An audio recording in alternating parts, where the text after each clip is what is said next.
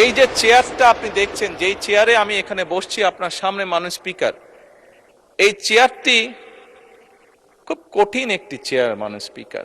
এই চেয়ারটি দেখলে মনে হয় বসতে খুব আরাম, আসলে মাননীয় স্পিকার মোটেও আরামের না।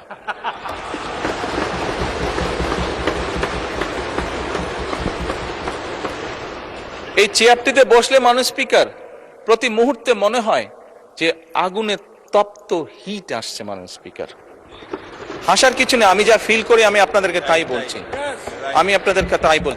মাননীয় স্পিকার এই চেয়ারের থেকে উঠে দাঁড়িয়ে আপনার সামনে বক্তব্যে আমি হয়তো অনেক পপুলার কথা বলতে পারতাম, যেটাতে আরো অনেক বেশি তালি হতো মাননীয় স্পিকার। কিন্তু এই চেয়ার আমাকে বলে যে আমি সবসময় পপুলার কথা বলতে পারি না, আমাকে সেটাই বলতে হবে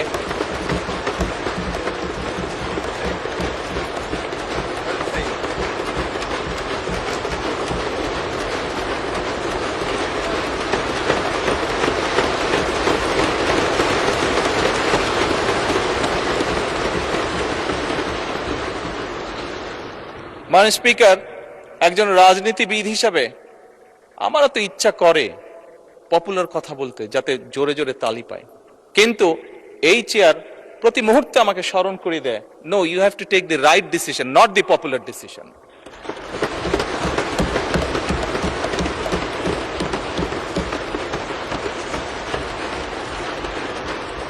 মাননীয় স্পিকার, আপনার মাধ্যমে আজকে এই সংসদের এই সবুজ চেয়ারে যারা বসে আছেন, আমি মনে করি আজকে বোধহয় আমাদেরকে সিদ্ধান্ত নিতে হবে যে আসুন আমরা পপুলার ডিসিশনে আলাপ করব না, আমরা আলাপ করব সঠিক ডিসিশনের ব্যাপারে, রাইট ডিসিশনের ব্যাপারে।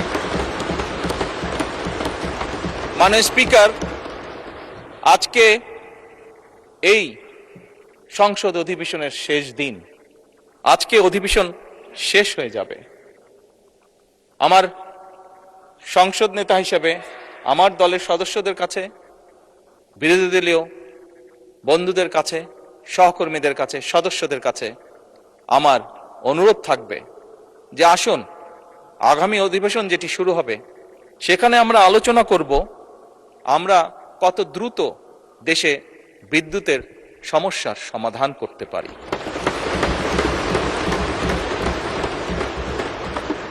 মাননীয় স্পিকার, আমরা আলাপ করতে চাই, আমি আলাপ করতে চাই আগামী সংসদে কত দ্রুত আমরা কত বেশি সংখ্যক মানুষের কর্মসংস্থান দেশেই হোক বিদেশি হোক তৈরি করতে পারি।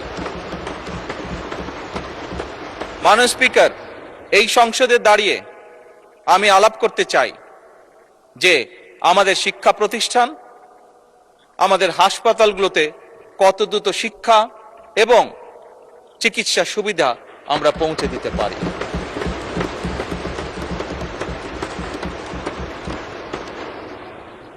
মাননীয় স্পিকার, দিনের কার্যবিধিতে আপনি যখন শুরু করেন, বিভিন্ন সময় বিভিন্ন সংসদ সদস্য বলে ওঠেন তার এলাকায় রাস্তা লাগবে, তার এলাকায় ব্রিজ লাগবে, কারো এলাকায় কালভার্ট লাগবে।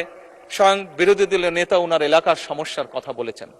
মাননীয় স্পিকার, আমরা যদি দেশের পরিস্থিতি স্থিতিশীল রাখতে না পারি, দেশে আমরা যদি অর্থনৈতিকভাবে শক্তিশালী করতে না পারি, মাননীয় স্পিকার, বর্তমান প্রেক্ষাপটে যেখানে 30 লক্ষ কোটি টাকার ঋণ নিয়ে এই সংসদ দেশ পরিচালনা শুরু করেছে, সেই দেশকে আমরা এগিয়ে নিতে পারবো না।